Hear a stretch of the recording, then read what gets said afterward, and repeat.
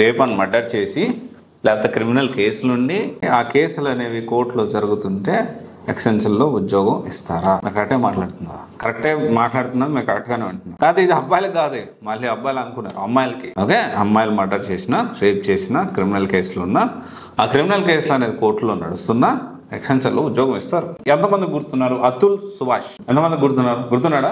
ఈయన కరెక్ట్గా ఒక 8-9 months బ్యాకే వాళ్ళ వైఫ్ నిఖితా సింఘానియా పేరు, ఆమె వచ్చేసి ఏంటి అంటే ఈయన్ని ఒక 1 CR అల్యూమిని ఇతన్ని కేసు పెట్టి ఇతని మీద టార్చర్ చేసి, వరకట్నం వేధింపు కేసు కింద టార్చర్ చేసి వాళ్ళ పిల్లోడిని చూడనీయకుండా ఈ అతుల్ సుభాషే కాదు వాళ్ళ అమ్మా నాన్న మీద ఇబ్బందులకు గురి చేసి ఒకసారి 1 కోటి రూపాయలని 3 కోట్లని అతను AI జాబ్ చేస్తుండే, ఆ జాబ్ కూడా చేసుకోనియకుండా నానా చిత్రహింసలు పెట్టి అతను ఇక తట్టుకోలేక సూసైడ్ చేసుకున్నాడు. సూసైడ్ చేసుకుంటూ ఒక 24 పేజీల లేఖ రాశాడు. ఇంకా జస్టిస్ బాకీ ఉంది, నన్ను చూసి జడ్జి నవ్వింది, జడ్జి కూడా వికట సహాహా అన్నట్లు ఒక రకమైన సర్కాస్టిక్ నవ్వింది అని చెప్పి చాలా డీటెయిల్గా చేశాడు. దాంతో మగవాళ్ళకి రక్షణ లేదు, చట్టపరంగా హత్య చేస్తా ఉన్నారు అంటే పెద్ద డిస్కషన్ జరిగింది ఈ అతుల్ సుభాష్కి సంబంధించి. అంటే అప్పుడు కాస్త హడావుడి చేసిండ్రు, ఆ తర్వాత అరెస్ట్ చేసింది. ఎప్పుడుకో అది కూడా వైరల్ అయ్యి ఆ తర్వాత ఎప్పుడుకో అరెస్ట్ చేసింది.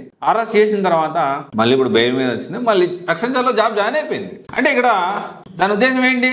ఒకరు మగవాళ్ళకి క్రిమినల్ కేసెస్ ఉంటే మీరు కంటిన్యూ ఉద్యోగం చేయనీరు, కానీ ఆడవాళ్ళకి క్రిమినల్ కేసులు ఉంటే మాత్రం మీరు కంటిన్యూ చేస్తారు.